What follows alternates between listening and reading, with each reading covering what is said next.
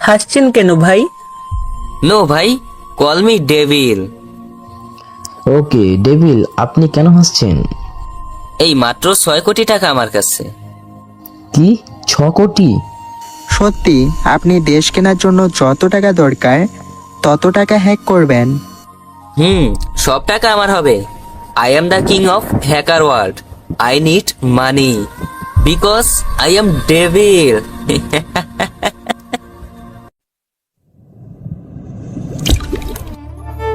তোর মতন একটা কুলাঙ্গার ছেলের জন্ম দেওয়াটাই আমাদের অনেক বড় ভুল হয়েছে।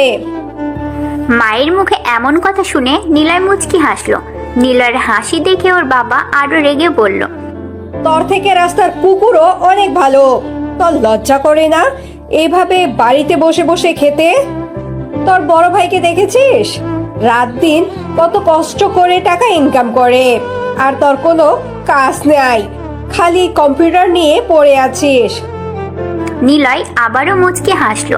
মায়ের থেকে কুলাঙ্গার আর বাবার থেকে রাস্তার কুকুর শুনে নিলয়ের মাঝে কোনো প্রতিক্রিয়াই নেই।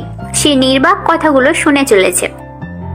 তোর কি একটুও লজ্জা করে না? আর কত এইভাবে থাকবি? কিছু করতে পারিস না তুই? তোর কি কোনো লজ্জাও নেই? বেহায়ার মতন চলিস। মায়ের কথা শুনে নিলয় বলল, 1000 টাকা হবে? কম্পিউটারের হার্ড ডিস্কের সমস্যা হয়েছে, ঠিক করতে হবে। কুত্তার বাচ্চা, তোর টাকা চাইতে একটুও লজ্জা করলো না? এতক্ষণ তোকে যে কথাগুলো বললাম সেটা কি কানেও নিস নাই? তোর পাটা দে ধরি, বাবা হয়ে পা ধরে বলছি, আর টাকা নিস না, নিজে কিছু কর। তোর বড় ভাই দেখেছিস কত কষ্ট করে? তোকে ছোট ছেলে হিসেবে পরিচয় দিতেই আমার লজ্জা করে। শিখেছিস তো দুটো কাজ, বন্ধুদের সাথে ঘোরা আর সারা রাত কম্পিউটার নিয়ে পড়ে থাকা। টাকা দিতে পারবে না যখন, তখন জন্ম দিয়েছিলে কেন? আমি কি বলেছিলাম আমাকে জন্ম দাও? আমরা কি জানতাম তুই বড় হয়ে এমন হবি? তোর বড় ভাইকে দেখেছিস কত কিছু করে। প্রতিবার একই কথা ভালো লাগে না মা? বড় ভাই বড় ভাই বড় ভাই, কি এমন করে ও? মাসে 15,000 টাকা বেতন পায়, সে সবকিছু করেছে। 1000 টাকা দিতে বলেছি, টাকা দাও, না হলে। পুরো কথাটা শেষ করতে পারেনি, কষে একটা চর দেয় ওর আপু পিছন থেকে। নিলয়ের বড় বোন বিথি, সে নিলয়ের সামনে এসে চর মেরেছে খুব জোরে। নিলয় গালে হাত দিয়ে পড়ল, চুপ করে আছিস কেন? তুইও শুরু কর, দে গালি দে। কুত্তার বাচ্চা, হারামি, কুকুর, জানোয়ার, এইসব বলা শুরু কর। নিজের মা বাবা যদি এমন গালি দেয়, তুই বোন হয়ে চুপ করে আছিস কেন? কিসের বাবা সে? 1000 টাকা দিতে পারে না, সে আবার হয়েছে পিতা। ওরকম পিতার আমি আর মা হয়েছে, তাই না? বড় ছেলেই তোমাদের। নিলয়, তুই কিন্তু মা বাবার সামনে গালি দিচ্ছিস। আমি কিন্তু তোকে আরো একটা চড় দেবো গালে। তারা তো ঠিকই বলেছে, কম্পিউটার সায়েন্স নিয়ে ইঞ্জিনিয়ারিং করছিস, বেকার কেন বসে আছিস? আর মা বাবা, তোমাদের রোজ একই কথা ওকে বলতে হয় কেন? তোমাদের কি ও খুব জ্বালায়? আই আমার সাথে। বিথি আপু নিলয়ের হাত ধরে ওর ঘরে নিয়ে যায়। ঘরের দরজা দিয়ে নিলয়কে বিছানায় বসায়। নিলয় কাঁদছে, তবে শব্দ করে নয়। চোখের এক কোণা দিয়ে পানি গড়িয়ে পড়ছে ওর। আজ সকালে মা বাবা বসে চা খাচ্ছিল, আর ও যে টাকা চাই। 4 দিন আগেও সে টাকা নিয়েছে, আবার টাকা চাওয়ার জন্য সে এমন গালি শুনেছে মা বাবার কাছে। দেখ ভাই, তুই বড় হয়েছিস, মা বাবার সাথে এমন করে? নে ধর। বিথি আপা নিলয়ের দিকে 1000 টাকার নোট বাড়িয়ে দিল। নিলয় টাকার দিকে তাকিয়ে থাকে কিছুক্ষণ, তারপর বলে, টাকা লাগবে না। আরে ধর, তোর টাকাটা লাগবে, আমাকে এসে বলতি। কেন মা বাবার কাছে টাকা চাইতে গিয়েছিলি? জন্মটা তো ওরাই দিয়েছে, তাই না? প্রয়োজনটা ওদেরই মেটানোর কথা। বাদ দে, নে টাকা নে। কি করবি বল টাকা নিয়ে? আমি টাকা নিব না, তোর টাকা তুই রাখ। আমি জানি সারাদিন রাত সেলাই মেশিন চালিয়ে তুই টাকা জমিয়েছিস তোর পরীক্ষার অ্যাডমিশনের জন্য, সেই টাকা আমার লাগবে না। আরে পাগল, আমার তো এখনো পরীক্ষার বাকি আছে, টাকাটা নে। নিলয়ের পকেটে টাকা গুজে দেয় আপা। নিলয় ওর আপাকে জড়িয়ে ধরে। আসলে আজকে নীরার জন্মদিন। নীরা ওকে ইনভাইট করেছে জন্মদিনের। নীরা হলো নিলয়ের প্রেমিকা। 2 দিন আগে দেখা হয়েছিল ওদের। নীরা বলে, নিলয়, আমার জন্মদিন আসছে। প্রতিদিন তো বাদাম ছাড়া কিছুই খাওয়াতে পারো না। কোনো রেস্টুরেন্টে গেলে খাবারের বিল আমাকেই দিতে হয়। তোমার মতো এমন ফকিরনির ছেলের সাথে কেন যে রিলেশনে জড়িয়েছিলাম? না কখনো আমাকে গিফট দাও আর না কখনো কিছু কিনে দিয়েছো। নিরি, তোমার কাছে কি ভালোবাসাটা দামি রেস্টুরেন্টে বসে বেশি বেশি দামে খাবার কিনে খাওয়ার মধ্যে সীমাবদ্ধ? ভালো ভালো গিফট নিয়ে তোমার সামনে মেলে ধরাটাই কি ভালোবাসা? লোকাল বাসে নয়, বাইকে করে ঘুরে বেড়ানোটা কি ভালোবাসা? দেখো নিলয়, এত লেকচার শোনার সময় আমার নেই। ভালোবাসার সম্পর্কে জড়ালে হাত ধরে ঘুরতে হয়। কথার পরিধি বাড়ানোর জন্য অশ্লীল কথা বলাটা যদি ভালোবাসার পর্যায়ে পড়ে, তাহলে রেস্টুরেন্টে বসে বিরিয়ানি, স্যুপ, দামি গিফট, বাইকে ঘোরা এগুলোও ভালোবাসা বলে, বুঝছো? ও, ভালোই তো বললে। দামি রেস্টুরেন্টে খাওয়া, দামি গিফট, লং ট্যুর, পার্টি, এসবের পর যখন ওই ভালোবাসার জোরে রুমে নিয়ে যেয়ে একটু গায়ে হাত দেয়, সেটাই ধর্ষণ হয়ে যায়। বিএফ খারাপ, সব ছেলে একই রকম হয়, তাই না? দেখো নিলয়, এত প্যাচালের সময় নেই। জব করো। আর আমার বার্থডে আসছে। এই বার্থডেতে যদি গিফট না আনো আর ভালোভাবে না আসো, তোমার সাথে এটাই শেষ দেখা আর শেষ কথা বলা। নীরা কথাগুলো বলেই চলে যায়। নিলয় নীরার থেকে এমন কথা শুনে বোবা হয়ে গেল। সে আর কথা খুঁজেই পায়নি, কিন্তু নীরাকে সে এখন অনেক ভালোবাসে, তাই ওর জন্য সব করতে পারবে। এজন্যই নিলয় এই 2 দিন বাড়ির বাইরে বের হয়নি। কম্পিউটার নিয়ে বসেছে। ওর কাছে 5,000 টাকা আছে, আর এই টাকা সে কম্পিউটার চালিয়েই পেয়েছে। কম্পিউটার ইঞ্জিনিয়ার আর সায়েন্স জানতে সে হ্যাকটা খুব ভালো মতোই পারে। এই জন্যই ওর আশেপাশে থাকা বড় বড় গেমিং অ্যাকাউন্ট হ্যাক করে সে নিজেই ফিরিয়ে দেওয়ার নাম করে টাকা নিয়েছে। আর যাদের আইডি হ্যাক হয়েছে তারা টাকা দিতে বাধ্য, কারণ বর্তমানে সব দেশে গেমিং কমিউনিটি এতটা পপুলারিটি অর্জন করেছে, হাজার হাজারো ছেলে বা মেয়ে অনলাইন গেমের সাথে যুক্ত হয়ে হাজার হাজার টাকা নষ্ট করছে। আর সেই আইডির মান এত বেশি হয় যে সেটা ফিরিয়ে আনার জন্য যে কোনো কিছু করতে প্রস্তুত তারা। আর নিলয় জানে ওর এলাকায় কে কেমন অনলাইন গেমে আসক্ত, সেই জন্যই ও নিজের ফেসবুক আইডি ও জিমেল আইডি হ্যাক করে নিজের আয়ত্তে এনে ফিরিয়ে দেওয়ার নাম করে টাকা নেয়। বিথি আপার থেকে টাকা নিয়ে নিলয় বাড়ি থেকে বের হয়। বাজারে এসে গিফট দোকানে আসলো নিলয়। দোকানের মধ্যে একটা পুলিশ আর দোকানদারের মধ্যে বেশ গোপনে কথা হতে থাকে। নিলয় গিফট চুজ করতে করতে ওদের কাছে আসে। হঠাৎ শুনতে পায় নিলয়, স্যার, চোরাই মাল আসছে এই মাসে আমার অনেক।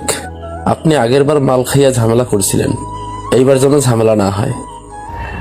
আচ্ছা ঠিক আছে, তবে এইবার মাল বেশি লাগবে, 4 লাখ টাকা লাগবে। আচ্ছা স্যার, আপনার অ্যাকাউন্টে পাঠিয়ে দেব। আপনার অ্যাকাউন্ট নাম্বারটা পাঠিয়ে দিন তো। দোকানদার কথাটা বলতেই পুলিশের বাটন ফোনে একটি ফোন আসে। উনি আরেকটা স্মার্টফোন বের করে লক খুলে দোকানের কাছে দিয়ে বলল, স্যার ফোন করেছে, আমি অ্যাকাউন্ট নাম্বার বের করে দিয়েছি, দেখে নে, আমি কথা বলে আসছি। পুলিশ চলে যায় বাহিরে। নিলয় সাথে সাথেই দোকানের কাছে এসে ধাক্কা দেয়। হাত থেকে পুলিশের ফোন পড়ে যায়। নিলয় ফোন তুলে দিয়ে বলে, সরি, দোকানের জিনিস দেখতে দেখতে খেয়াল করিনি। এই নিন আপনার ফোন। নিলয় ফোন দিয়ে ওখান থেকে চলে আসে। গিফট নেয় ও। একটা ড্রেস পছন্দ হলো, কিন্তু দাম 10,000 টাকা। নিলয়ের কাছে আছে 6,000 টাকা। নিলয় কম দামি ড্রেস নিয়ে দোকান থেকে বের হয়। দোকানের সামনে এসে মেন রাস্তায় উঠে। মাথার মধ্যেই পুলিশের অ্যাকাউন্ট নাম্বারটা ঘুরপাক খাচ্ছে। 16191502। বাসায় যেয়ে দেখতে হবে অ্যাকাউন্টের ব্যাপারে, যা কোনোদিন নিলয় করেনি। সেটা করার চিন্তায় হাঁটতে থাকে। কিছু দূর আসার পর নিলয় একটা রিক্সা ডাকার জন্য আশেপাশে তাকায়।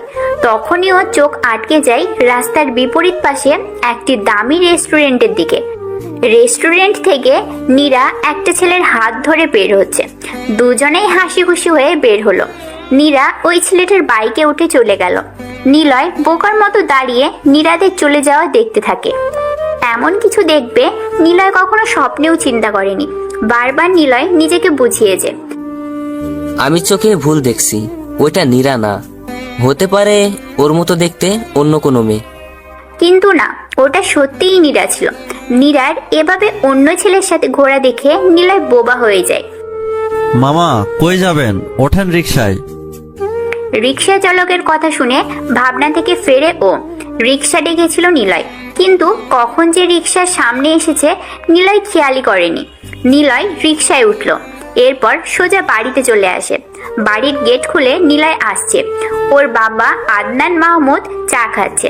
নিলয়কে আসতে দেখে ডাকলেন, নিলয় এদিকে আয়। বলো। নিধর আমার প্রেসক্রিপশন ওষুধ এনে দে এখন। আমি এখন যেতে পারবো না, ভালো লাগছে না। কেন পারবি না? কাজ করে আসছিস নাকি? কি কাজ করে আসছেন আপনি? বাবা, বললাম তো আমি এখন যেতে পারবো না, আমার ইচ্ছে করছে না। জীবনে অমানুষ ছাড়া তো কখনো হস নাই। অমানুষের মতন ব্যবহার তোর। বাবা একটা কথা বলেছে, সেটা না শুনে মুখের উপর কথা বলছিস। আবার শুরু করেছো? একটু শান্তিতে থাকতে দিবা আমাকে তোমরা? বলি, পেটে ভাতটা আসে কোথা থেকে? আমার পেনশনের টাকা আর তোর বড় ভাইয়ের টাকা দিয়ে সংসারটা চলছে। শান্তি খোঁজো। 2 টাকা আয় করার মুরাদ নেই, উনি আসছে শান্তি খুঁজতে। বড় ভাই তোমাদের সব, তাই না? আমি তো কিছুই না। হওয়ার পর কেন আমাকে গলা টিপে মেরে ফেলোনি? আর হ্যাঁ, চাকরির জন্য তো চেষ্টা করছি। ঘুষ চেয়েছে 20 লাখ টাকা, দিতে পেরেছো? সেটা তো পারোনি।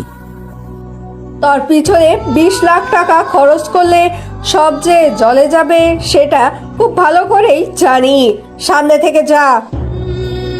একেবারে বলো বাড়ি থেকে চলে যেতে। তোমাদেরটা খাচ্ছি, বড় ভাইয়েরটা খাচ্ছি, কাজ করি না, চলেই যাই। তোর মতন ছেলে চলে গেলে আমাদের ভালোই হবে। যাস না কেন? নিলয় দরজায় একটা লাথি দিয়ে ঘরে চলে আসে। প্রতিদিন বাড়িতে এমন ঝামেলা নিলয়ের আর সহ্য হয় না। সব সময় একই রকম। সকালে একবার খোটা, খাওয়ার সময়ও একবার খোটা। সব সময় মা বাবা এমন করে নিলয়ের সাথে। নিলয় দরজা খোল। নিলয় দরজা খুলে দিল।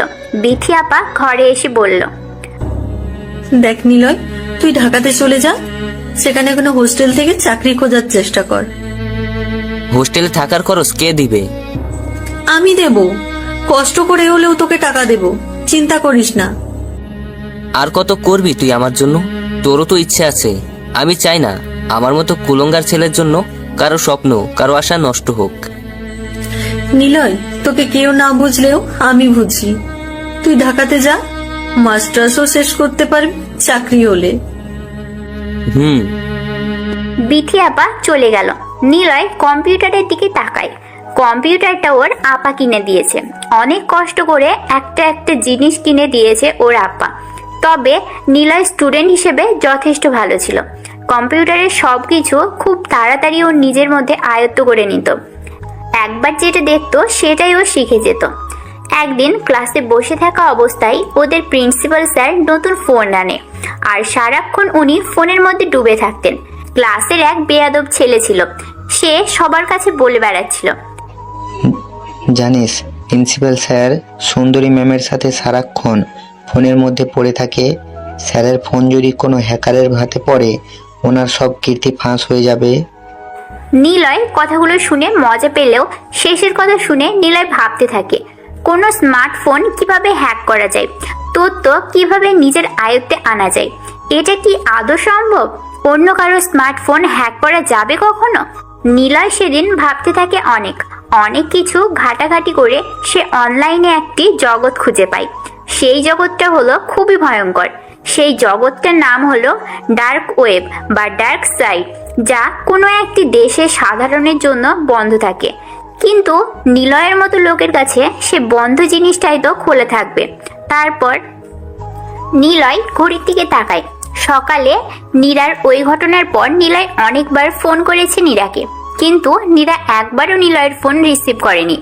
নিলয় নিজেকে বুঝিয়েছে নীরা হয়তো ব্যস্ত আছে। সন্ধ্যা হয়ে এসেছে। নিলয় নীরার বাড়িতে যাওয়ার জন্য বের হলো।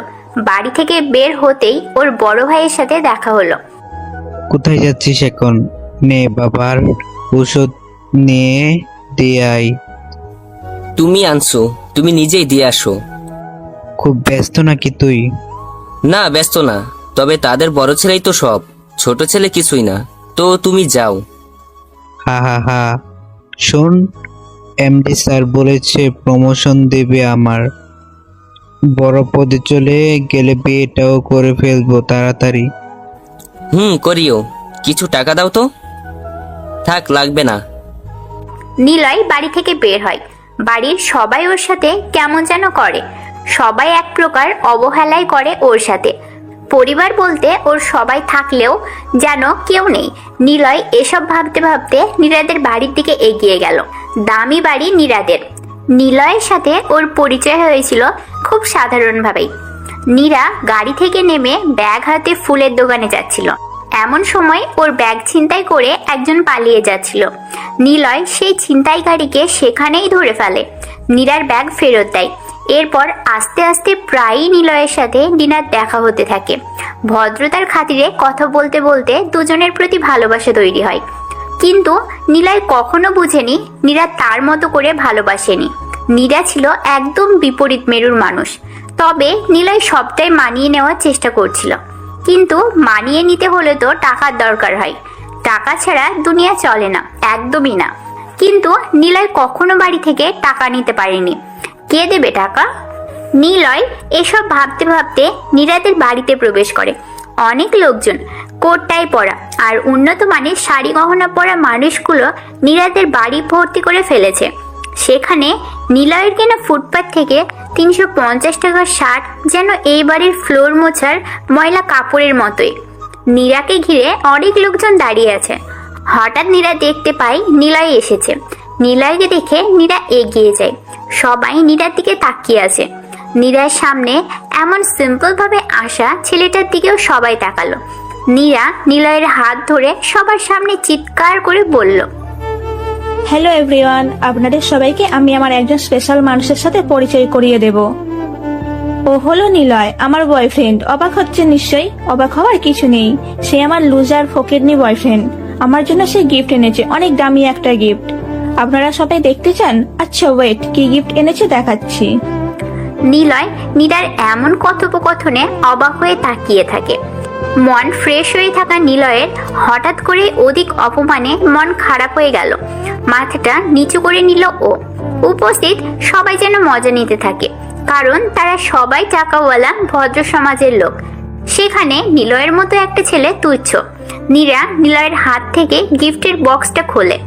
একটি নীল রঙের 3000 টাকায় কেনা শাড়ি সবার সামনে মেলে ধরে বলল, এই হলো আমার স্পেশাল মানুষের আনা দামি গিফট, যা আমাদের বাড়ির কাজের মহিলাকে খুব মানাবে। হারামি ব্লাডি লয়ার ক্লাস লোক। এই সুজন, তুমি জানো আমার জন্য কি গিফট এনেছো? Diamond ring. বেশি না, মাত্র 12 লাখ টাকা নিয়েছে। Wow, great boy, I like you baby. এই ইমরোজ, তুমি আমার জন্য কি গিফট এনেছো? একটা গাড়ি এনেছি, চাবিটা তোমার কাছেই আছে। দাম? থাক, দাম বলতে হবে না। কেউ হয়তো দাম শুনে এখানে জ্ঞান হারিয়ে পড়ে যাবে। তখন রাস্তায় কোনো ময়লা ড্রেনের পাশে আমাকেই ফেলে রেখে আসতে হবে, তাই না? নীরা, এসব কি? এভাবে কেন ডেকে এনে অপমান করছো?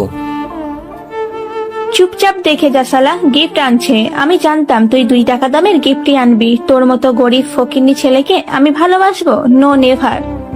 আমার বয়ফ্রেন্ড সাজিদের সাথে তোর পরিচয় করিয়ে দিচ্ছি। এই সাজিদ। বলো জান। বাবু, তুমি আমার জন্য কি এনেছো? বনানীতে একটি বিশাল বাড়ি তোমার জন্য। আর কি লাগবে বলো বাড়িটা বানাতে? থাক বাবু, লাগবে না। তুমি যে রিং আনছো সেটা পরিয়ে দিবা একটু প্লিজ। নীরা নিলয়ের কানে কানে বলল, তোর মতো মানুষের এই পার্টিতে কোনো জায়গা নেই। তাকিয়ে দেখ, আমার পার্টিতে ওয়েটারের পোশাক আমার বাবা নিজে আনিয়ে দিয়েছে, দাম 10,000-এর উপরে। আর তোর গায়ে যে শার্টটা আছে বড় জোর 500 টাকাও হবে না। তুই আসিস আমার বার্থডে পার্টিতে? যাই হোক, আসিস যখন খেয়ে যাস, বলা তো যায় না। তোদের মতো ফ্যামিলির লোক আবার এইরকম খাবারের গন্ধ শুকতে পারবে কিনা কে জানে। দেখো নীরা, আমার পরিবার নিয়ে একটাও বাজে কথা বলবে না। ও তাই নাকি? আচ্ছা, তুই খেয়ে যাস। যাবার সময় তুই প্যাকেটে করে তোর পরিবারের জন্য নিয়ে যাস। এই ওয়েটার, লোকটাকে প্যাকেটে করে অনেক খাবার দিয়ে বিদায় করে দিও। নীরা কথাটা বলেই চলে গেল নিলয়ের সামনে থেকে। নিলয়ের কখন যে চোখ থেকে পানি গাল বেয়ে নিচে পড়েছে নিলয় বুঝতেই পারেনি। নিলয়ের কাছে এসে ওয়েটার বলল। চলুন আপনাকে খাবার। নিলয় ঠাস করে একটা চট দেয় ওয়েটারকে। নীরা ওটা দেখে হাসতে থাকে। নিলয় আর সেখানে দাঁড়াতে পারল না, বড়লোক বাড়ি থেকে বের হয়ে চলে আসলো। নিলয় হাঁটতে হাঁটতে একটি ল্যাম্পপোস্টের নিচে বসলো। চারপাশে কেউ নেই, কেবল দ্রুত গতিতে মাঝে মাঝে গাড়ি চলে যাচ্ছে। একটা কুকুর কিছুটা দূরে শুয়ে আছে। নিলয়কে আজ রাস্তার ওই অবহেলিত কুকুরের মতোই মনে হচ্ছে। টাকাই সব, এই দুনিয়ায় টাকার মূল্য বিশাল। নিলয় ছোট থেকে একটা কথা শুনে এসেছে, টাকা দেখলে যেন কাঠের পুতুলও হাঁ করে। নিলয় আজকে খুব বুঝতে পেরেছে সেই কথাটার মানে। টাকার জন্য আজ ওর ভালোবাসাটা কুকুরের মতো পড়ে রইল। দুনিয়াতে সব মানুষই টাকার পিছনে ছুটে, ছুটতে ছুটতে সে একটা সময় ক্লান্ত হয়ে যায়। গরিব হয়ে জন্ম নেওয়াটা ভাগ্যের দোষ, কিন্তু দুনিয়াতে সবাই সেই ভাগ্যের দোষটা পাল্টানোর জন্য টাকার নেশাতে ছুটে বেড়ায়। কারণ গরিব হয়ে মরাটা তো নিজের দোষ। নিলয় বসা থেকে উঠে দাঁড়ালো। নিজের এই দোষটা কখনো সে বয়ে নিয়ে বেড়াবে না। তারও টাকা চাই, তবে সে টাকার পিছনে ছুটবে না, টাকাই ওর পিছনে ছুটবে। এতদিন সে যা করেনি সেটাই করবে, অন্যের টাকা সে নিজের করে নেবে। কথাগুলো ভাবতে ভাবতে সে হাঁটতে থাকে। তখনই ফোন বেজে ওঠে ওর। তাকিয়ে দেখে ওর আপা বিথির কল। নিলয় রিসিভ করে বলল, ভাই কোথায় তুই? বাবাকে হাসপাতালে নিয়ে এসেছি, তুই জলদি আয়। কোন হাসপাতালে? Jessore city hospital. আয় ভাই, সবাই কাঁদছে। আমি আসছি। নিলয় পকেটে ফোন গুজে দৌড়াতে থাকে হাসপাতালের দিকে। এমনটা হবে নিলয় ভাবেনি কোনোদিন। যখন খারাপ সময় আসে তখন একসাথে আসে। নিলয় দৌড়াতে থাকে। হসপিটালে এসে পৌঁছয়। সোজাসুজি করে কেবিনের সামনে এসে দাঁড়ায় ও। বিথি আপা এসে নিলয়কে জড়িয়ে ধরে। কি হয়েছে বাবার? ভাইয়া ওষুধ আনছিল, কিন্তু দেরি হয়ে যায়। বাবার তো সকালে আর দুপুরে ওষুধ খাওয়ার কথা, কিন্তু ছিল না। তোকে এনে দিতে বলেছিল, আনিস নাই, এই জন্য বাবা অসুস্থ হয়ে গেছে। কিছু সময় পর ডক্টর বের হলো। সবাই ডক্টরের সামনে যেয়ে বলল, কি হয়েছে ওনার? ডক্টর সবার দিকে তাকিয়ে বলল, দেখুন, আপনাদের কতবার করে বলবো, ওনার 2টা কিডনি ড্যামেজ হয়ে যাচ্ছে দিন দিন। যে কোনো মূল্যে একটা কিডনি দিতে হবে, না হলে ওনাকে বেশি দিন বাঁচানো যাবে না। আর সেই অপারেশন করতে টাকাও লাগবে। আপনারা দ্রুত কিছু করুন, একদিনের মধ্যে কিডনির ব্যবস্থা করুন, না হলে ওনাকে বড়জোর আর 4 দিন বাঁচানো যাবে। ডক্টর সাহেব কথাগুলো বলেই চলে গেল। নিলয়ের মা আঁচল চেপে কান্না করছে। বড় ছেলে এসব দেখে চলে যায়। নিলয় বলল, আপা তুই মাকে দেখে রাখ, আমি ডাক্তারের সাথে কথা বলে আসি। তুই কোথায় যাচ্ছিস? তুই এইসব বুঝবি না, তুই বরং মায়ের কাছে থাক, আমি যাচ্ছি। না তুই থাক। নিলয় চলে আসে সেখান থেকে। ডক্টরের কেবিনে যেয়ে বসলো ও। ডক্টর বলল, আপনি দেখুন ভাই, কিডনির প্রধান রোগ নেফ্রাইটিস, যা কিডনির ছাঁকনি ক্ষতবিক্ষত করে। এই কারণে শরীর থেকে অত্যাবশ্যকীয় প্রোটিন বেরিয়ে যায়। কিডনি 90% অকেজো হওয়ার পরও শুধু লিস বা কিডনি সংযোজনের মতো চিকিৎসার প্রয়োজন হয়। এটা পরিবারের সদস্যরা করতে পারবে। পরিবারের কেউ ওনার বি পজিটিভ রক্তের সাথে মিল হলে তিনি একটি কিডনি দিতে পারবে। আমার রক্তের গ্রুপ সেম। ডাক্তার আমি কিডনি দিব একটা।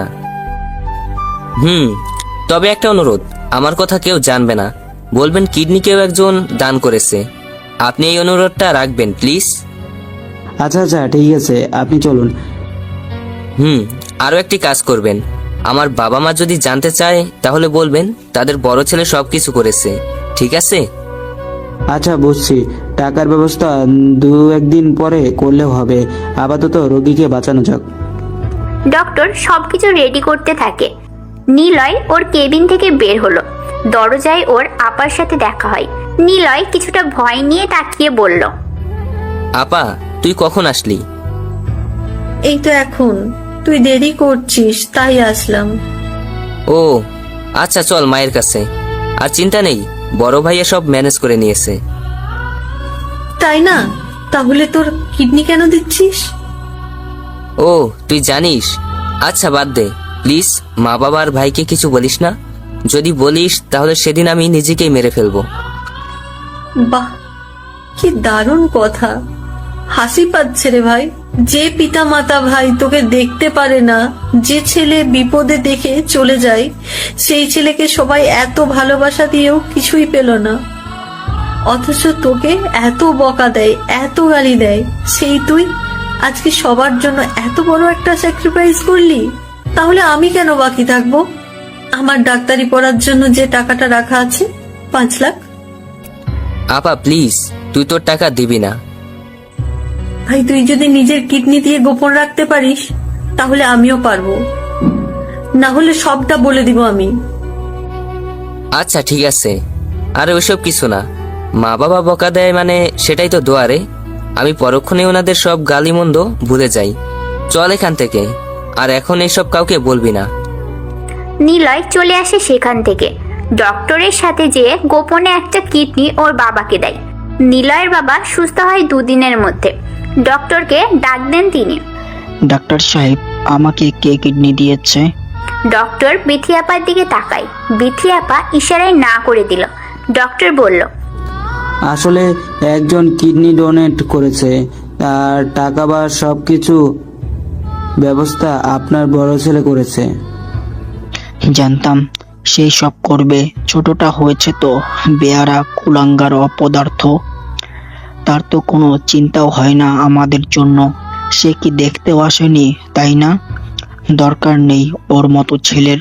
নিলয়কে আমার ছেলে বলে পরিচয় দিতেও লজ্জা করছে এখন। বাবা তুমি এখন বাড়িতে যেতে পারো, ডাক্তার বলেছে বাড়িতে নিয়ে যাওয়া যাবে। আদনান সাহেব বাড়িতে আসে। 2 দিন হলো নিলয় বাড়িতে আসছে না, কারণ সে হসপিটালের বেডে আছে। প্রচন্ড দুর্বল লাগছে ওর। নীরার কথা খুব মনে পড়ছে নিলয়ের। তারপর নিলয় কোথায় থাকে? সে অপদার্থটা বাড়িতে আসবে না নাকি? আদনান সাহেব সকালে চা খেতে খেতে কথাটা বলল। বিথি আপা ঘর থেকে বেরিয়ে বাবার কাছে যেয়ে দাঁড়ালো। ওনাদের বড় ছেলে নিবিড় বাজার নিয়ে বাড়িতে এসে দাঁড়াতেই আদনান সাহেব বলল, আমার বড় ছেলে হলো সোনার টুকরো, আর ছোটটা হয়েছে বেয়াদব অপদার্থ। বাবা, আমার প্রমোশন হয়ে গেছে, আমি ম্যানেজার হয়েছি। বাহ, খুশি সংবাদ। বাবা নিলয় আসছে। নিলয় আজ 2 দিন পর হাসপাতাল থেকে বের হলো। সোজা বাড়িতে আসলো ও। কোনো দিক না তাকিয়ে নিজের ঘরের দিকে দুর্বল পায়ে হেঁটে যেতে থাকে। আদনান সাহেব নিলয়কে ডাকলেন। নিলয় কাছে যেয়ে দাঁড়ায়। বাড়ির সবাই একসাথে বসে আছে। বিথি একটা টুল এনে নিলয়কে দেয়। নিলয়ের বাবা বলল, কি ব্যাপার বিথি? তোর বড় ভাই দাঁড়িয়ে আছে, আর তুই নিলয়কে বসার জন্য টুল এনে দিলি কেন? নিলয় সেটা ভাইয়ের দিকে এগিয়ে দিয়ে চুপচাপ দাঁড়িয়ে থাকে। ওর বাবা আদনান সাহেব বলল, হয়েছিস তো একটা অকর্মণ্য। আমি যে মরে যাচ্ছিলাম সেসব খবর তুই কিছু জানিস না। তা জানবি কেন? তোর তো আমাদের জন্য কোনো চিন্তা হয় না। তোর থেকে পশুরা অনেক ভালো, খাবার পেলে সেখানেই থাকে। বাবা কি বলো এসব? আচ্ছা শোন, তোর ভাইয়ের প্রমোশন হয়েছে, দেখ দেখে কিছু শেখ। সেটা তোমাদেরই ছেলে, আমি তো কেউই না। সব ভালো ওরই হবে। বাবা আসলে এসেছি। জানি তো আমাদের দোয়া নিতে এসেছিস। আরে বাবা, আমাদের দোয়া তো সব সময় তোর সাথে আছে। আসলে বাবা আমি এসেছি বলতে, মানে এমডি স্যারের মেয়েকে আমার সাথে স্যার বিয়ে দিতে চাই, কথাটা বলতেই। ও এই কথা, সমস্যা নেই, বিয়ে হবে। এটা তো আরো খুশির সংবাদ। নিলয় সেখান থেকে চলে গেল। ও আর দাঁড়িয়ে থাকতে পারছে না। বিছানায় যেয়ে ও শুয়ে পড়ে। মাথার মধ্যে নীরার কথাগুলো এখনো ঘুরপাক খাচ্ছে। টাকার পিছনে মানুষ ছোটে, কিন্তু নিলয়ের পিছনে টাকা ছুটবে। নিলয় ঘরের দরজা দিল। কম্পিউটারটি অন করলো ও।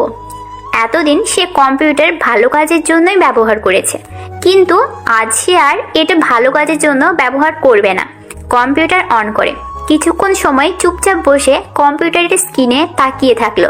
মনে মনে মুচকি হাসলো ও। সে এখন চুরি করবে, তবে কারো বাড়ি বা স্থানে যেয়ে নয়। সে চুরি করবে ঘরে বসেই। সে হ্যাকার হয়ে অন্যদের টাকা নিজের অ্যাকাউন্টে চুরি করে নেবে। সে আর দেরি করলো না, নিজের আইপি অ্যাড্রেস গোপন করে ডার্ক ওয়েবে প্রবেশ করলো। ডার্ক ওয়েব হলো এমন একটি সাইট যেখানে অন্যের সব তথ্য, অ্যাকাউন্ট থেকে শুরু করে একদম ব্যক্তিগত সব তথ্য হ্যাক করে হ্যাকার নিজের কবজায় নিতে পারে। তাই প্রথমত নিজের আইপি অ্যাড্রেস গোপন রেখে অন্যের আইপি অ্যাড্রেস জানতে হবে। নিলয় সব রকম ব্যবস্থা করলো। থানার দারোগা সিরাজ মিয়ার ফোন সবসময় ওয়াইফাই কানেক্ট থাকে, এজন্য ওনাকে সব রকম সোশ্যাল মাধ্যমে অনলাইন দেখায়। কারো সকল প্রকার তথ্য বা ইনফরমেশন এই আইপি অ্যাড্রেসে জমা হয়। নিলয় ডার্ক ওয়েবে প্রবেশ করে যে কোনো একটি সাইটে যেয়ে সব রকম পদ্ধতি কমপ্লিট করে একটি নিউ ইউআরএল কপি করে সিরাজ মিয়ার ফোনে পাঠালো। সিরাজ মিয়া তখন থানায় বসে আছে, চায়ের সাথে গোপনে সিগারেটও খাচ্ছেন তিনি। হঠাৎ করে ফোনে মেসেজ টিউনের মতো নোটিফিকেশন বেজে উঠল। উনি চা রেখে ফোন হাতে নিলেন। ফোনের শাটার টেনে দেখলেন নোটিফিকেশন বারে একটা নতুন কোনো লেখা শো করছে। উনি কৌতূহলী হয়ে সেই লেখাতে ক্লিক করে একটি সাইডে প্রবেশ করলেন, কিন্তু সেই সাইডে কিছুই নেই। উনি 5 সেকেন্ড সেখানে থেকে বেরিয়ে আসলেন। মনে মনে অ্যাড শো আপ কোম্পানিকে গালি দিয়ে বললেন, কুত্তার বাচ্চারা খালি আহতুক মেসেজ কল দিয়ে জ্বালাতন করে, ওদের যারা শান্তি নাই। ইউটিউবে কিছু দেখলেও অ্যাড শেয়ারে ঠেলায় কিছু দেখা যায় না। আবার শান্তিতে একটু গানও শুনবো, এখনো সমস্যা। এদিকে নিলয় মুচকি হাসলো। সে ওর অ্যাক্সেস লিংকে ক্লিক করে একটা পেজ শো করে। পেজের নিচের অংশে এসেই নতুন ক্লিক করা সিরাজ সাহেবের আইপি অ্যাড্রেসে থাকা সব রকম তথ্য এসে গেছে। সিরাজ সাহেব এখন একটি কলগালের সাথে ইমোতে মেসেজ সেক্স করছে। মেয়েটার সাথে সিরাজ সাহেব কথা বলছে। আজ রাত 10টার পর আসবে, বুঝলি? রেডি থাকিস। আপনি টাকা দেওয়ার সময় আমার সাথে এমনই 2 নম্বরই করেন। আরে এবার বেশি দেবো, সারাত থাকিস, তোরে খাইতে যা কি মজা। নিলয়ের কম্পিউটারে সবকিছু শো করছে। নিলয় সেগুলো কালেক্ট করে। সিরাজ মিয়ার একটি কল আসলো, বউ নামে নাম্বার সেভ করা। সিরাজ মিয়া কল রিসিভ করে, বউ বলো, এই সময় কল দিলে কেন? আরে শোনো, আমি তো বাপের বাড়ি আছি, কিছু টাকা লাগবে, তোমার কার্ডটা পাঠিয়ে দাও, ব্যাংক থেকে টাকা তুলবো। আচ্ছা বউ, পাঠিয়ে দিচ্ছি, পাসপোর্ট লিখে নাও। উত্তেজিত হয়ে বসে নিলয়। বহু বছর ধরে এই বিষয়ে পড়াশোনা করেছে ও। প্রিন্সিপালের ফোনের আইপি অ্যাড্রেসে এভাবেই হ্যাক করে নেয় নিলয়। সেখান থেকেই ওর ওটা নেশাতে পরিণত হয়েছিল। কিন্তু 2-1 এটা করার পর নিজেকে বোঝায় হ্যাক করাটা অন্যায়, কারণ ব্যক্তিগত তথ্য হ্যাক করাটা আরো অন্যায়। মানে কেউ তার যা যা করছে দূরে বসে ওই হ্যাকারটা সব দেখছে, অথচ ভিকটিম জানেই না ওর ফোনের ইন্টারনেট প্রোটোকল হ্যাক হয়েছে।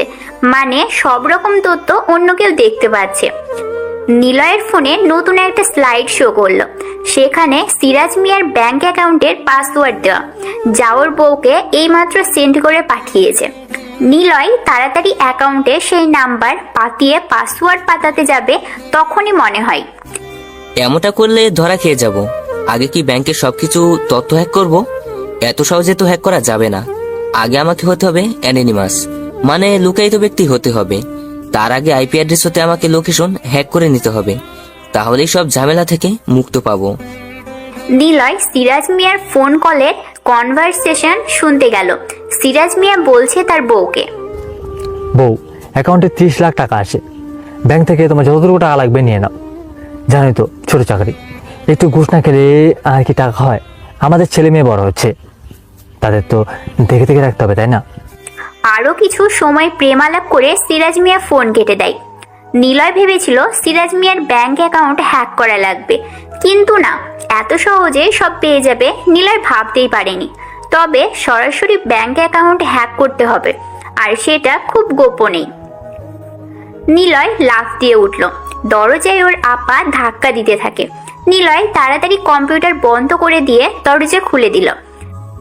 এই তুই কি করছিলি রে? দরজা খুলছিলি না কেন? এমনি ঘুমিয়ে পড়েছিলাম। বিথি আপা ঘরে এসে দরজা আটকে দিয়ে নিলয়ের বিছানায় এসে বসে বলল, নিলয়, খুব ঝামেলায় পড়ে গেছি রে বাবা। না, ওই 5 লাখ টাকাটা চাচ্ছে।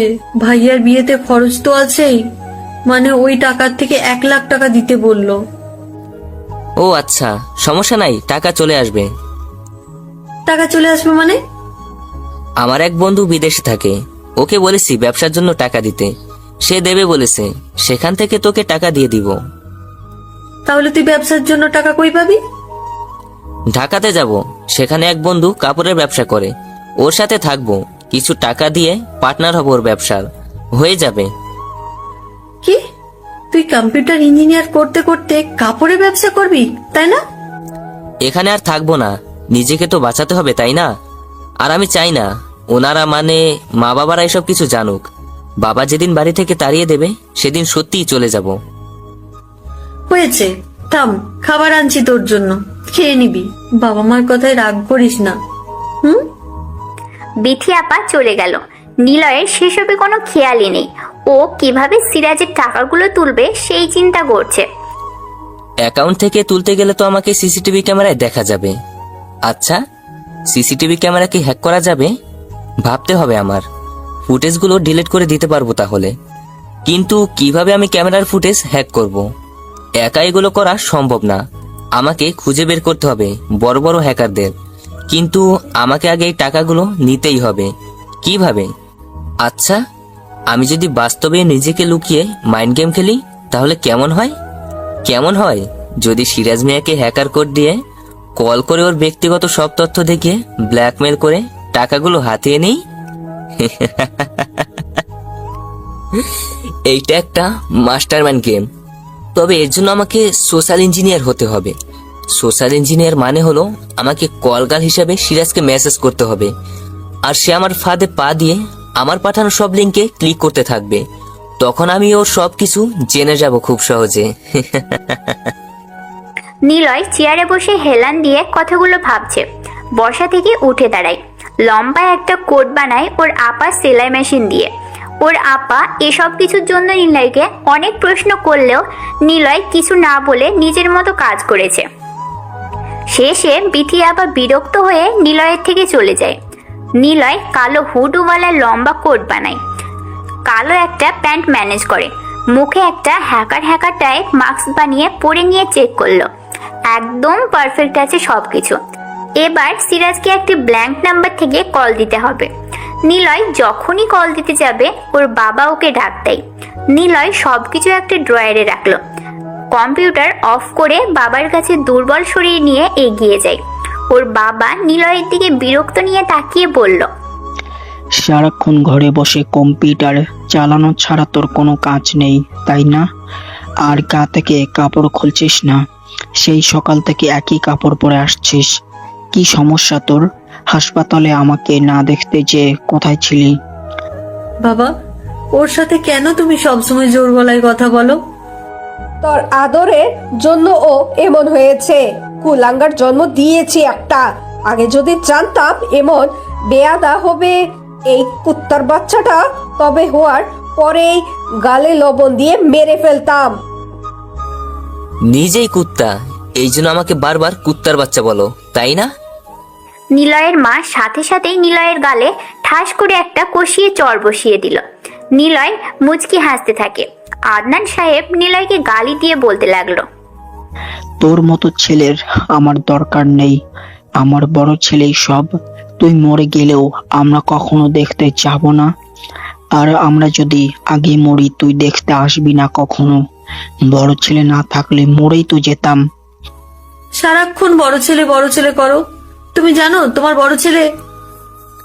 আপা, আমার বড় ছেলে কি? না, কিছু না, অনেক ভালো। সে না থাকলে আজকে তোমাকে আমরা এখানে দেখতে পেতাম না। ভাইয়াকে অনেক ধন্যবাদ, তোমাকে টাকা দিয়ে সবকিছু করেছে। দেখতে হবে তো ছেলেটা কার। আর নিলয়, তুই আমার সামনে আসবি না, বাড়ি ছেড়ে চলে যা। তোর মতো তুই থাক, তোর লজ্জাও করে না? বড় হয়ে নিজের কামাই না করে অন্যেরটা খাচ্ছিস। চলে যাব, খুব তাড়াতাড়ি চলে যাব। কিন্তু মনে রেখো, আমি কোনোদিন আর আসবো না। আরে যা, তোর আসা না আসা সমান। নিলয় বাড়ি থেকে বের হলো। আপার পাঠানো খাবার খেয়ে কোনো রকমের সাইকেল নিয়ে বের হলো নিলয়। হাঁটলে তলপেটে ব্যথা অনুভব হচ্ছে খুব। সাইকেলটাও খুব ধীর গতিতে চালাচ্ছে। পিঠ আর পেটে অনেক ব্যথা হচ্ছে ওর। তবুও কোনো রকম সাইকেল চালিয়ে নীরাদের বাড়ির সামনে এসে দাঁড়ালো। রাস্তার পাশে চায়ের দোকানের ঝাড়নে বসলো নিলয়। এখান থেকে ওর বাড়ির ব্যালকনিটা খুব ভালোভাবেই দেখা যায়। নিলয় সেদিকে কিছু সময় তাকিয়ে থাকলো। নীরাকে নিয়ে ভালো মুহূর্তগুলো কল্পনা করতে থাকলো নিলয়। দুজনেই এই সাইকেলে একবার মাত্র ঘুরেছিল। পরের বার নীরাকে যখন ঘুরতে যাওয়ার কথা বলে নিলয়, তখন নীরা বলেছিল, এগুলো না আমার স্ট্যাটাসের মধ্যে পড়ে না। আমার দ্বারা এইসব 2 টাকার সাইকেলে ঘোরা সম্ভব না। পারলে বাইক কেনো, বাইক নিয়ে আমাকে ঘোরাও। সেটা তো পারবে না। উনি আসে 2 টাকার ভাঙা সাইকেল নিয়ে আমাকে ঘোরাতে। নিলয় তখন কিছু না বলে মনে মনে হেসে দিয়ে বলে, আরে পাগলি, ভালোবাসা থাকলে ভাঙা সাইকেলেও লং ট্যুরে যাওয়া যায়। দুজনের খুনসুটি আর তোমার খোলা চুল আমার মুখে লেপটে যাওয়ার উন্মাদনা আমাদের জার্নি করবে ভালোবাসার বিশাল এক্সপ্রেস। নীরা নিলয়ের কথা শুনে রাগ দেখিয়ে চলে যায়। নিলয় পিছু পিছু এসেছে অনেকবার। নিলয় সেসব ভেবে মুচকি হাসলো। তারপর নিলয় নীরাদের বাড়ি থেকে চলে আসতে থাকে। হঠাৎ একটা এটিএম বুথের সামনে এসে দাঁড়ায় নিলয়। সেখানে থাকা সিসিটিভি ক্যামেরা দিয়ে তাকায়। ক্যামেরা থেকে মনিটরিং সিস্টেমের জন্য কোড প্রয়োজন। আচ্ছা, আমি যদি মনিটর সিস্টেমটাকে হ্যাক করি তাহলে ফুটেজগুলো সব আমার পিসিতে শো করবে। এর জন্য আরো একটি কম্পিউটার দরকার আমার। কিন্তু বাড়িতে থাকলে কিছুই করা যাবে না। আমার ঢাকাতে যেতেই হবে। সেখানে যে বড় বড় হ্যাকারদের আমার দলে আনতে হবে। নিলয় ক্যামেরার দিকে তাকিয়ে কথাগুলো ভাবছে। সাইকেলে উঠল ও এখন চারপাশে সবকিছু হ্যাক দ্বারা নিয়ন্ত্রণ করার নেশাতে ডোবার চেষ্টা করছে। সাইকেল চালানোর সময় সে ভাবতে থাকে, আমাদের দেশে তো সবচেয়ে 3টি অনলাইনে টাকা লেনদেন মানে মোবাইল ব্যাংকিং আছে, bKash service, Dutch Bangla bank service আর রকেট। এই 3টি সেবা সিস্টেমের প্রতি 10 জনের মধ্যে 8 জনের অ্যাকাউন্ট আছে। যদি ওই অ্যাকাউন্টগুলো হ্যাক করি, ধুর, এত ছোট জিনিস কেন হ্যাক করব? হ্যাক করলে পুরো সিস্টেমটাই আমি হ্যাক করব। নাসার ওয়াল সিস্টেম যেমন একটা পিচ্ছি ছেলে হ্যাক করেছিল, আমি এই মোবাইল ব্যাংকিং এর আয়ত্তে থাকা সব সিস্টেমই হ্যাক করে নিব। বিকাশের আয়ত্তাধীন সব অ্যাকাউন্টের সব হিসাব মূল জায়গাতে জমা থাকে। সেই জায়গা বা সিস্টেমটাই আমি হ্যাক করব। তখন কোন অ্যাকাউন্টটা কতটা অ্যাক্টিভ সেসব তথ্য আমার কাছে খুব সহজেই চলে আসবে। আর যেহেতু সিস্টেমের সব আমার হাতে বন্দি, আমি ইচ্ছে করে অ্যাকাউন্ট বন্ধ করে টাকা হাতিয়ে নেওয়ার ব্যবস্থা করতে পারবো। দেশে আমি হ্যাকারের আতঙ্ক তৈরি করব। কেউ অনলাইনে কিছু করতে চাইলে আমার অনুমতি নিয়ে করবে।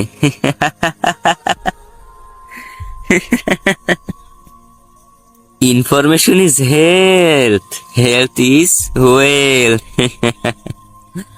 নিলয়ের এখন পুরো হ্যাকারের নেশা যেন চেপে বসেছে। একজন ব্লুটুথ কানে দিয়ে গান শুনতে শুনতে যাচ্ছে। ও পকেট থেকে ফোন বের করে ওই ব্লুটুথ ডিভাইসের দিকে কিছু সময় তাকিয়ে থেকে ফোনের সাহায্যে সক্রিয় একটা পাসওয়ার্ড চাপ দিতেই ব্লুটুথে কি গান হচ্ছে নিলয়ের ফোনে সেটাও বেজে ওঠে। নিলয় হাসতে থাকে।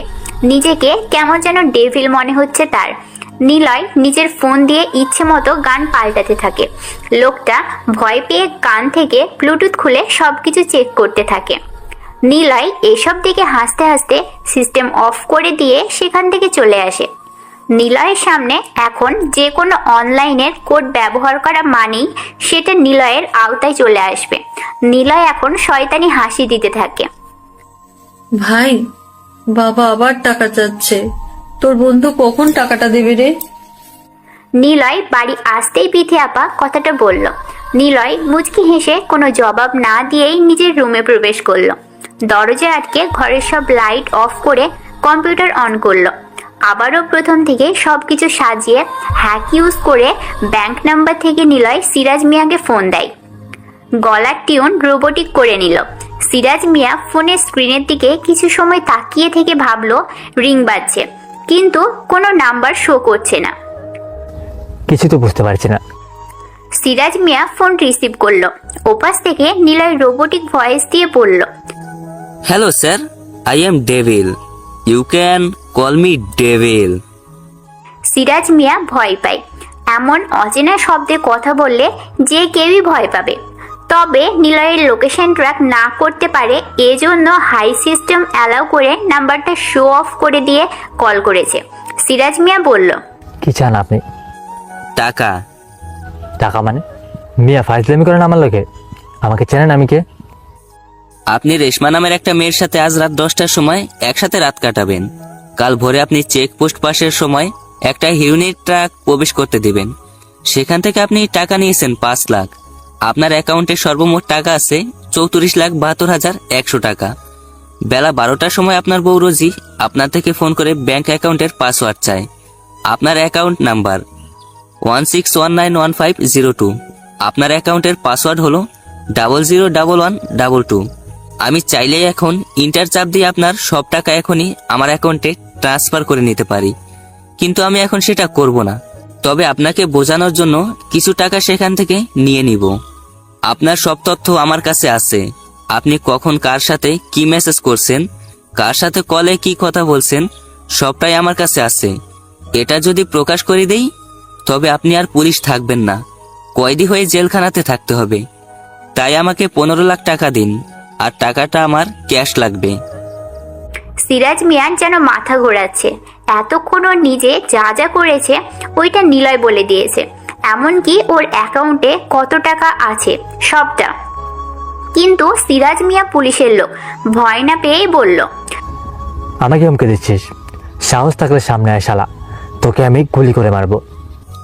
ফোন চেক করুন, মেসেজ গিয়েছে অ্যাকাউন্ট নাম্বার থেকে। 1 লাখ টাকা ট্রান্সফার করে নিলাম। কোন অ্যাকাউন্টে টাকা আসছে সেটার লোকেশন খুঁজতে আপনার বুড়ো হয়ে যেতে হবে, তবুও পাবেন না। এরপর যদি ক্যাশ টাকা নিয়ে কথা না বলেন, পুরো টাকাটাই আমি নিয়ে নেব, আর আপনার অ্যাকাউন্টের পাসওয়ার্ড চেঞ্জ করে দিব। বাই বাই, আমি টাকা নিয়ে আসছি। বলুন কোথায় টাকা আনতে হবে? আজ রাত 9টার সময় যশোর নিশানা শপিং কমপ্লেক্সের টাকার ব্যাগ সাথে করে আনবেন। আপনাকে আমি খুঁজে নিব। নিলয় ফোন কেটে দেয়। নিলয় চাইলেই সব টাকা সরিয়ে নিতে পারত, কিন্তু ওর ক্যাশ লাগবে। সিরাজ মিয়া জলদি অ্যাকাউন্টে যায়। এদিকে নিলয় বসা থেকে উঠে দাঁড়ায়। আজকে প্রথম সে কোনো বড় পর্যায়ে কাজ সফল করতে যাচ্ছে। নিলয় ঘরের লাইট জ্বালালো। ফোনের ভার্সনের সাথে নিলয় ওর পিসি সিস্টেম মনিটর করে নিল। ঘর থেকে বের হয়। বিথি আপা সামনে এসে দাঁড়ালো। কোথায় যাচ্ছিস এই বিকেলে? ওষুধ কিনতে, আর একজন বি পজিটিভ রক্তের কিডনি বিক্রি করবে। দেখি সেটা নিয়ে কথা বলতে হবে, তাই যাচ্ছি। তাড়াতাড়ি ফিরবি। নিলয় সাইকেল নিয়ে বের হয়। কিছু দূর আসার পর শপিং কমপ্লেক্সে দেখতে পেল। নিলয় শপিং কমপ্লেক্সে প্রবেশ করে। মেইন সিঁড়ির কাছে একটা সিসিটিভি ক্যামেরা রাখা। নিলয় বাইরে ক্যামেরার বিপরীত পাশে এসে দাঁড়ায়, ক্যামেরার সাথে কানেক্টেড মনিটর ওর পিসির আওতায় আনার জন্য। সেই মনিটরে একটি কোড শো করে। মনিটরের সামনে যিনি বসেছিলেন ওনার নাম হাসিম মিয়া। কোডটার সাথে নিলয় একটি রুচিশীল ভালো লাগার মেসেজ অ্যাড করে দিল। মনিটরে মেসেজের কোড শো করতেই লোকটা রিড মোড়ে যখনই চাপ দিয়েছে তখনই নিলয়ের পিসিতে একটি কোড চলে যায়। নিলয় সেই কোড তার ফোনের নোটপ্যাডে লিখে নিল। প্রথম কোডের মেসেজ হলো 233212221। আপনি কি কখনো কোনো ডেভিলকে দেখেছেন? ডেভিল হলো একটা চোর। নেক্সট কোডের জন্য অপেক্ষা করুন। নিলয় শপিং মলের মধ্যে যায়। সেকেন্ড সিমি ক্যামেরার দিকে কিছুক্ষণ তাকিয়ে থেকে আবার ওর হ্যাক সিস্টেম ওপেন করে সেকেন্ডের ক্যামেরাটা ফুটেজে কোড পাঠায়। সাথে লিখে দেয় 56667788। ডেভিলকে দেখা যায় আপনার পাশে, আপনার খুব কাছে। সে খুনি নয়, সে শুধুই ডেভিল। একটা গল্প বলি, নেক্সট কোডের জন্য অপেক্ষা করুন। হাসেম মিয়া যতবার রিড মোড়ে ক্লিক করছে ততবারই নিলয়ের কাছে পিসিতে একটা করে উল্টো সংখ্যার কোড চলে যাচ্ছে, আর নিলয়ের ফোনে সেটা সিস্টেম অ্যালার্ট নোটিফিকেশন এসে জানিয়ে দিচ্ছে। অর্থাৎ নিলয় যদি 22 নাম্বার কোড ব্যবহার করে নিলয়ের কাছে ব্যাক আসবে 11 হিসেবে। হাসিম মিয়া ডেভিলের গল্পে বেশ জমে গেছেন। সে বারবার কোড আসার জন্য মনিটরের দিকে হাঁ করে তাকিয়ে থাকছে। এভাবে যশোর সিটির বড় শপিং মলের সব সিসিটিভি ক্যামেরার কোড নিলয়ের কাছে চলে যায়। নিলয় সন্ধ্যার আগেই শপিং মল থেকে ফিরে আসে। ডাক্তারের দোকানে যায় ও, সেখানেও সিসিটিভি ক্যামেরা দেখতে পায়। নিলয় মনে মনে ভাবে, আমাকে ধরা এত সহজ না। আমি কোনো প্রমাণ বা ক্লু রেখে যাব না। যদি জিজ্ঞাসাবাদ করতে করতে এই অবধি পুলিশ চলে আসে, তখন তো আমাকে ক্যামেরাতেও দেখা যাবে না। সেটাও হতে দেব না আমি। এটাও হ্যাক করব। নিলয় প্রেসক্রিপশন বাড়িয়ে দেয় ডাক্তারখানার একটা ছেলের কাছে। নিলয় মনিটরের খুব কাছে ছিল। কোড পাঠিয়ে মাউস পয়েন্টার দিয়ে সাথে সাথেই রিড মোডে চাপ দিয়ে দেয়। নিলয়ের ফোনে নোটিফিকেশন চলে এলো। ওষুধের দোকানে এই ছোট একটা ছেলে আছে এখন। এজন্য নিলয়ের কাজটা আরো সহজ হয়ে যায়। নিলয় ওষুধ নিয়ে বাড়িতে চলে আসে। এখনই ওর বের হতে হবে। সবকিছু সিস্টেম নিজের কবজায় এনে ফেলেছে। বাড়িতে আসতেই দেখে 2টা প্রাইভেট গাড়ি দাঁড় করানো আছে। নিলয়ের মনে কোনো চিন্তা নেই, কারণ সে আইসিটিতে একজন পাক্কা মাইন্ড গেমার। কেউ কোনো প্রকার প্রুফ পাবে না যতক্ষণ না ওর কম্পিউটার একজন দক্ষ চালক হাত না দেয়। নিলয় সাইকেল রেখে বাড়িতে প্রবেশ করলো।